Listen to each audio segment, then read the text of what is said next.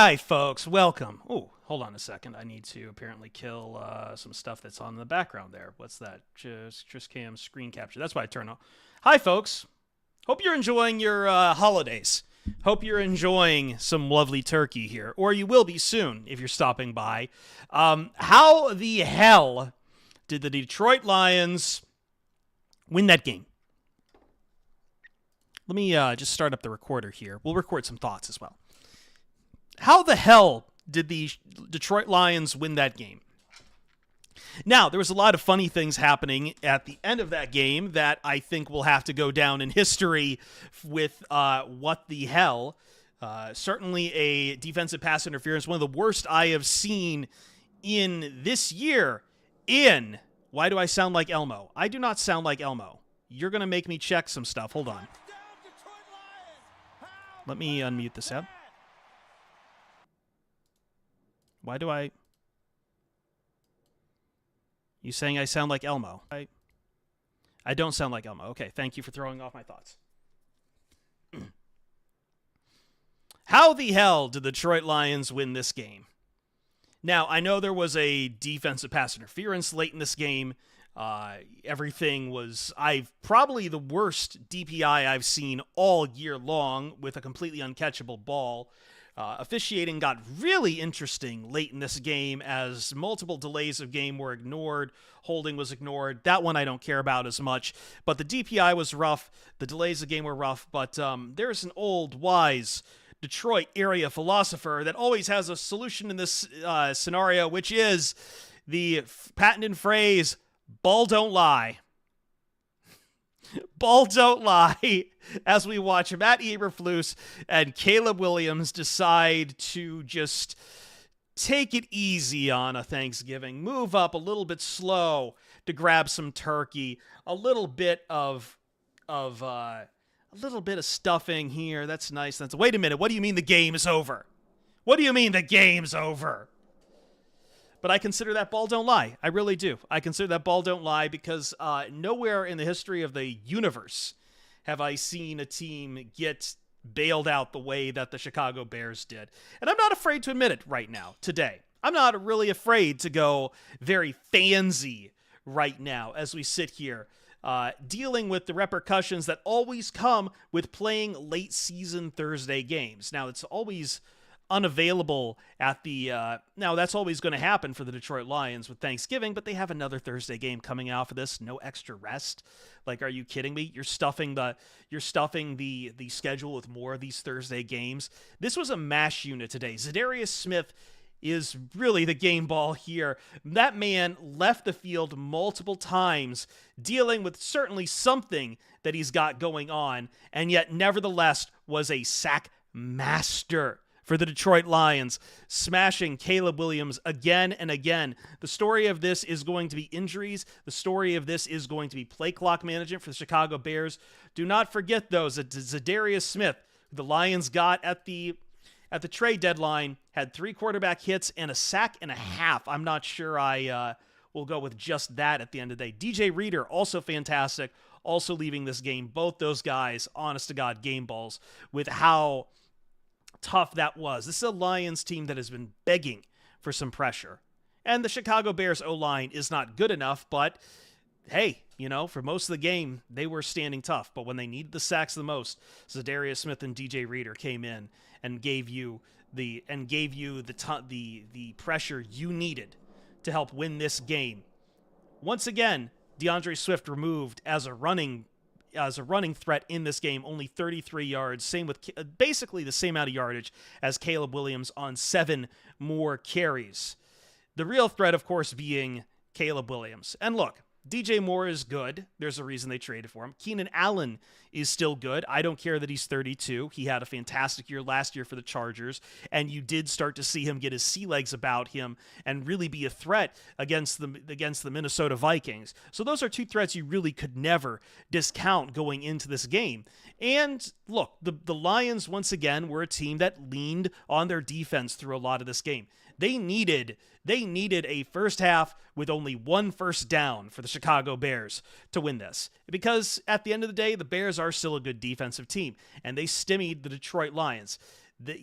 I say stymied, even though the Lions still got 194 yards on the ground, 221 through the air, still 400 yards of offense. But as always, it's situation. We never take the big numbers. We always look at where that happened. And for a lot of people out there looking at this Lions offense, they started to disappear in the second half in spite of scoring a touchdown in there. But the fourth quarter, where they really need an answer, it started to get pretty grim at points. Jake Bates, first missed field goal all day.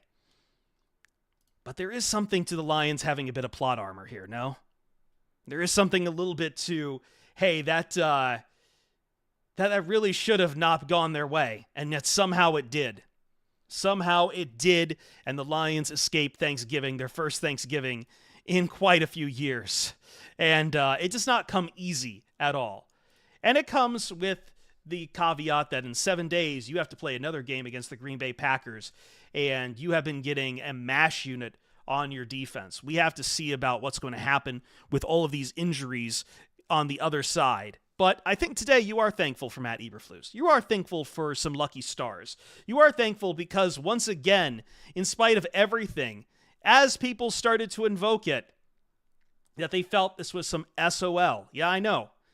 Crazy, right? You were staring down the barrel of just your second loss on the year, and people still want to go back to the SOL, to the same old Lions, because of how that game was falling apart at the end. And for good reasons. The officiating changed a little bit. They got a little more free with it.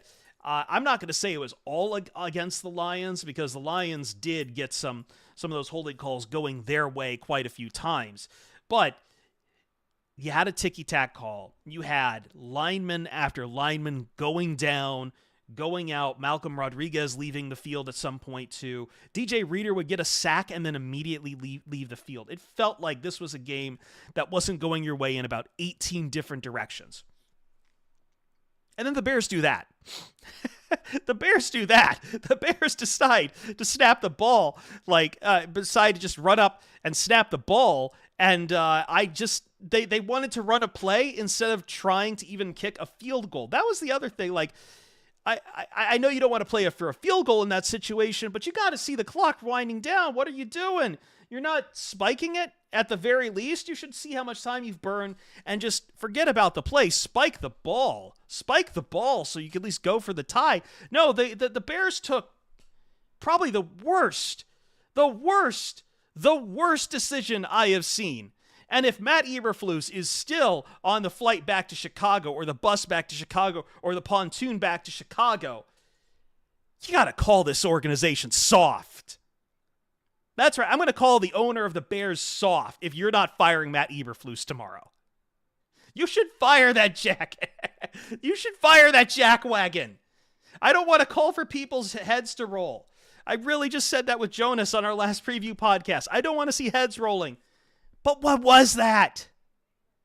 You have a timeout remaining. You don't even need to spike it. Your rookie quarterback's lining up, trying to point out the defense in the pass rush. What are you doing on the sidelines, Eberflus? What are you doing? You ordering Chinese? What was that? Why am I here acting mad that Matt Eberflus did that? Because I like football, and I don't like that the Lions were able to get away with a win because Matt Eberflus and Caleb Williams decided to just forget that they only had 30 seconds left to go. It took you 11 seconds to spike the ball, to snap the ball. You should have seen the clock running down. I mean, even if that's on Caleb, you should have at least had the wherewithal to be like, oh crap, this is going sideways. Timeout. And you don't. And you know what? Ball don't lie. Ball don't effing lie. Ball doesn't lie at all in this game. I don't know if the Lions deserved this win, but the win's a win. All right. I don't know what's going to happen with the Lions and their really raggedy defensive line at this point, where at one point Malcolm Rodriguez was playing on the D-line, and then Malcolm Rodriguez got hurt.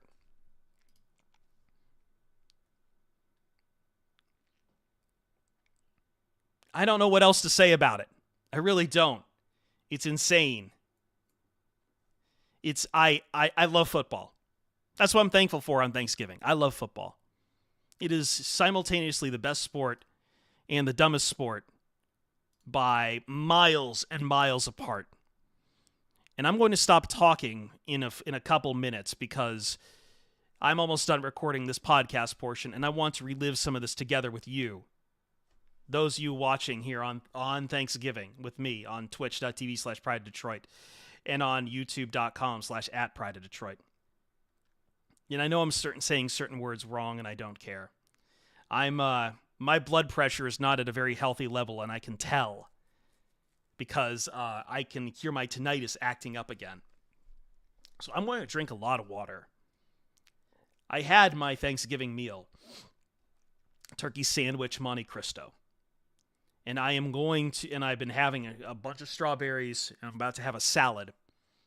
And then I have to go back to work at some point today. But man, what a game. This was a dumb game. This was a really dumb game. Jameson Williams, dumb for retaliating, throwing a football in someone's face. I don't care. I don't care if someone was taunting him in the first place. Like, you don't retaliate on that. That cost your team something. You can't do this. He's been getting way too loose with how he's been acting. I don't care, you had the DPI from hell. You had Matt Eberflus doing this dumb thing. You had a Lions team that probably didn't deserve to win, but deserves got nothing to do with it in the NFL. You got a Lions team that still put up 400 yards of offense. And once again, a little bit lower on the, 23 points as it dips a little bit lower. And they start to get stymied a little bit in the third quarter once again. But that's fine. You win. You clean up what's there. You take your blessings. You eat the turkey because that's what Thanksgiving's about. Being lucky and being thankful for the luck you got in your life. And I'm not talking about football anymore. I'm talking about your life at home.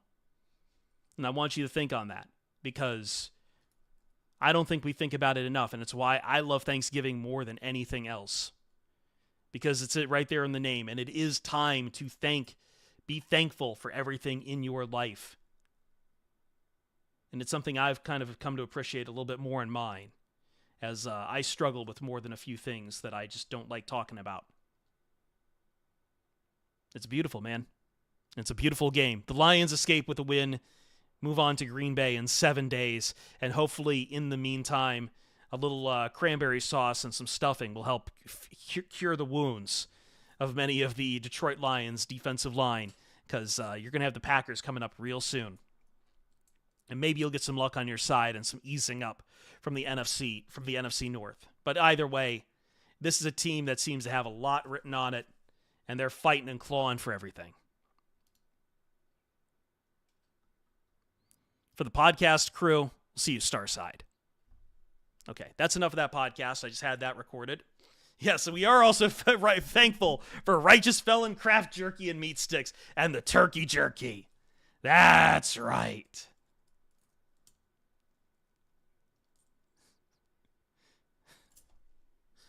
We also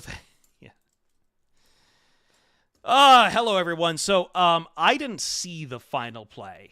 So I will have to actually go back and watch exactly what happened here.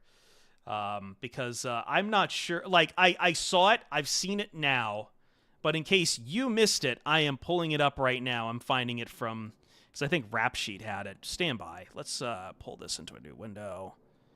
Let's put up, where's that screen capture? Okay. Let's find, no. Ian Rappaport. He had it, so let's see here. Here's what happened. No. Disaster in the making here. You're going to have to do something when it comes down to this play. Incomplete, and the game is over. So I'm not sure what happened here, and people can talk to me about this. I am not sure. Damn, they don't have the next part, which is I think it was Muhammad or I don't remember who it was, but he was on the ground, and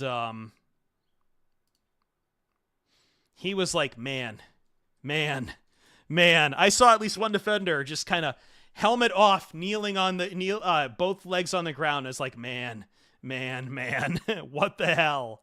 Lions players looked as surprised as the Chicago Bears did on that play. Yeah, I don't know who I'm really going to blame after that, and I'm sure that's going to be the big talk. Who do you blame? Do you blame Caleb Williams for not getting off that snap? But I still go to Eberflus.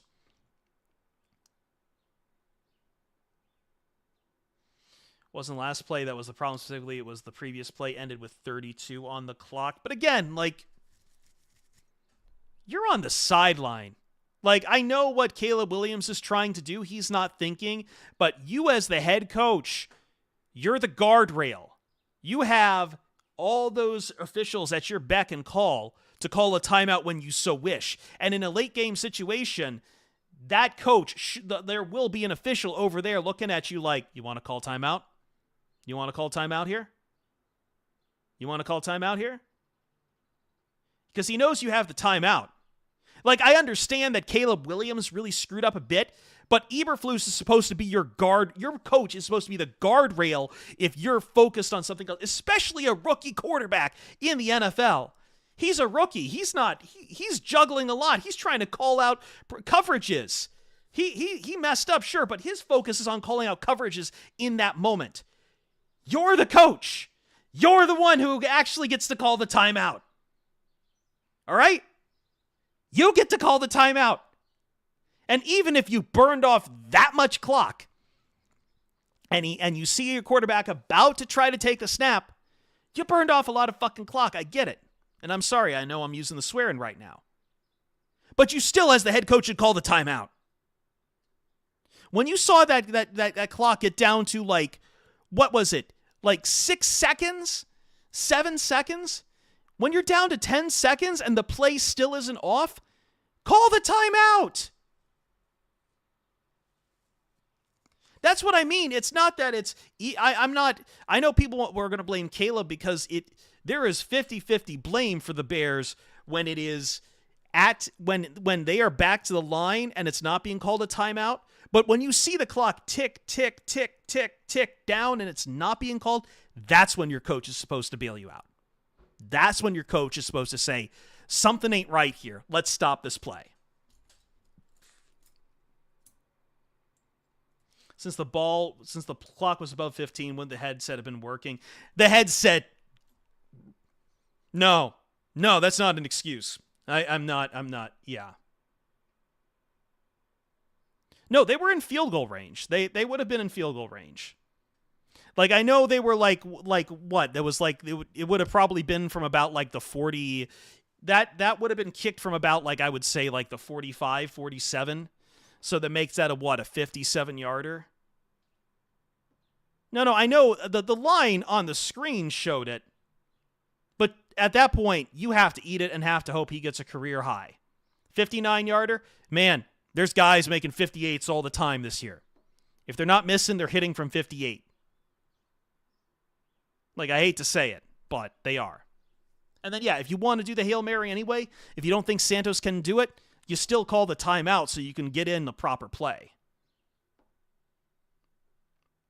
Either way, someone's got over there calling the timeout.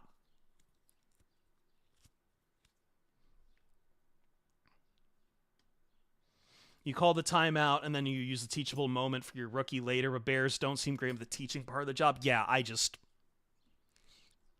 man, there were about 8 different ways that game could have ended for the Bears that would have really put the pressure on the Lions. And they didn't do it. And Lions escape.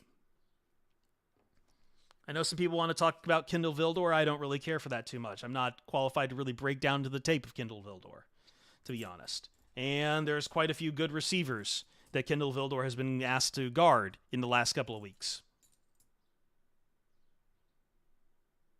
It's tough, man. It's tough when you're playing from no juice and suddenly you have to start.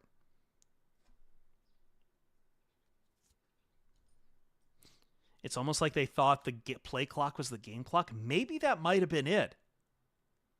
But I don't know how you'd make that mistake. Yeah, I know there was like a false start or something. Like not false start. Yeah. I don't know, man. I know I'm talking a lot of the Bears and what they did at the end of the game, but I don't know what else to say. I don't know what else to say, man. Like that's I don't know what else to say. Apparently, word from Chicago, a word from Ford Field is that Matt Eberflus has yet to come to the podium.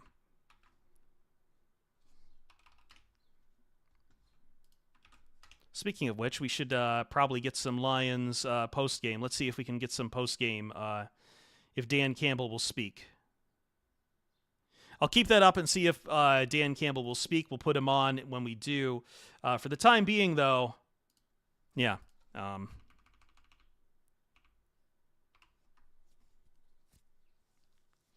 Eberflus cannot. Eberflus is still looking for the time he left on the clock, apparently, and not the podium. Yeah. What can you say, man? What a dumb game. he's trying to let the time run out. Okay, here's Dan Campbell at the podium. Let's go to Dan Campbell at the podium. Everyone likes hearing from Dan. I'm just getting it set up. Excuse me a second.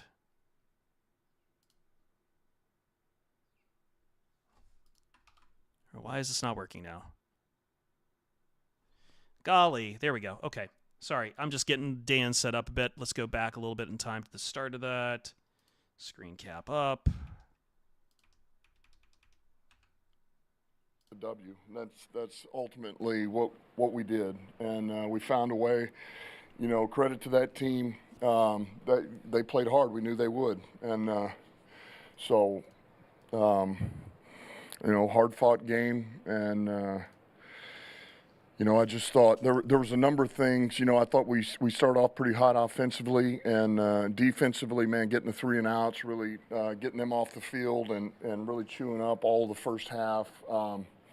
But you know, the turnover going in, the penalties that we had in the red zone, you know, hurt us. You know, a little bit of the details of the passing game hurt us in some things. Thought we ran it pretty good. But ultimately, that one right before halftime, they go for it on 4th down. We stop them. Now we have the ball, and we give it back to them. It didn't cost us anything, you know, and that hurts. So that gives you a little momentum, and they come out, they score after halftime. But what I loved is our offense went down and scored. We answered back. So even when things aren't working perfect, man, we play complimentary football, you know. We go 3 and out, man. Jack Fox, what a massive punt, puts him down there on the 1 yard line. You know, I mean that's a huge play. And then ultimately our defense at the end of that game holds. So I'm proud of the way they fought. You know, we did what we had to do, and man, we're going to move forward. We're going to enjoy this.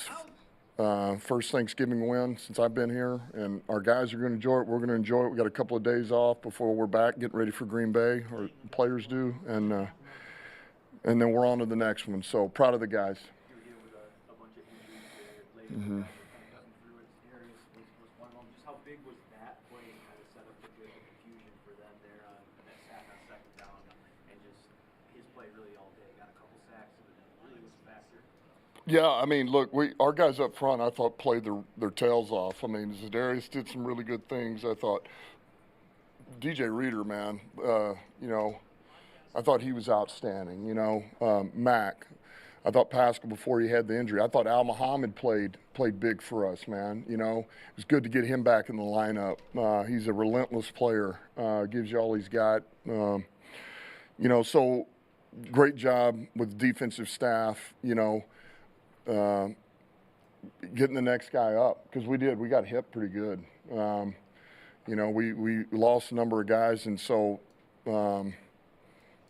You know, those guys stepped up and helped us, you know, and the sack right before the last play of the game was huge. Can you share just emotion in that final minute as things were kind of unfolding? It was kind of a while.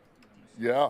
Sack, the last play, they went to the locker room, one timeout. Just sure that surprised you a little bit too.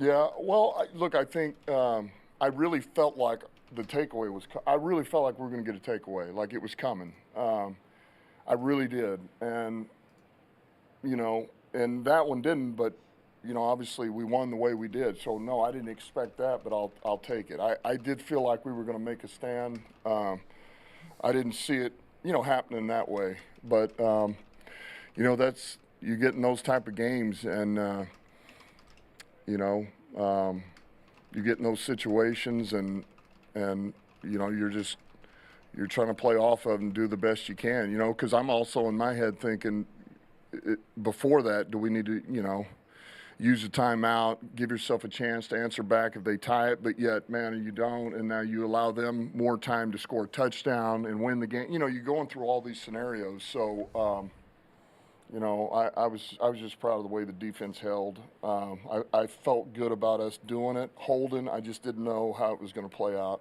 And you guys have won so many games by multiple points, multiple touchdowns. Did it feel encouraging to escape to a certain degree this game that was so tight, and you seem to be hanging on for dear life? Yeah, I mean, look, I told the team. That's what I said. If you're not careful, you start grading your own wins, and it's good because you have these standards, the way you think you should play, by your own standards, by what you have. It has nothing to do with the opponent. It's just yourselves, and you know what you're capable of, and so, if you're not careful, you start going too far down that thing, then you start taking wins for granted, and ultimately, man, that's a good win against an opponent that is fought every week. And this was the third game in a row, division game, that those guys have brought it over there. And so we did what we had to do to win. And we'll clean up the other stuff that cost us some points. I'm not worried about that. But I will take this W, and I'm not going to lose sleep over it. When you say clean up the other stuff, do you include the taunting in that sort of self? Yeah, and look, that I'll be honest with you, that's already cleaned up. It's already cleaned up. So we're good. And as a matter of fact, J-Mo got right in front of the team a minute ago, unsolicited, and wanted to apologize to his teammates. That's big, man. It's growth. And it's all good. Curious about the cornerback moves, Mosley late inactive here, and also Arnold not starting. Just curious what went into some of those decisions. So, yeah, Mosley had really pregame had something kind of pop up, and we just didn't feel good about him being able to go, having enough to really go full speed, and that's really what that came down to, and so obviously we got out of this game with him getting any worse, so that's a positive. Who else did you ask about? I'm sorry. Arnold didn't start it, but came in on the second drive. Yeah, we just wanted to make sure he was good. The last we saw him was before Indianapolis, and then he couldn't make that game, and so we felt good about bringing him to the game. We just kind of wanted to work our way in. We felt good about Vildor and Dorse, and once we got in there and saw him after the next possession, then he was good, and we let him go. With 2 touchdowns today, how good was it to get him back involved in the red zone? Who's that? Yeah, it was good. I mentioned that. I feel like this is the healthiest he's been in a while during the season, and he's in good shape. And he really brings. Sometimes I don't want to say you take it for granted, but you forget. You forget all that he does for us, and man, he really helps us in the run game, as well as what you see in the pass game.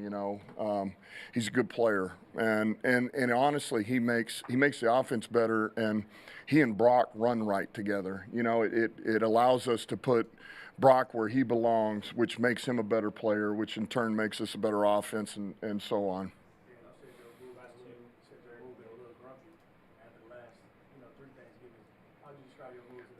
Listen, much better. I much better.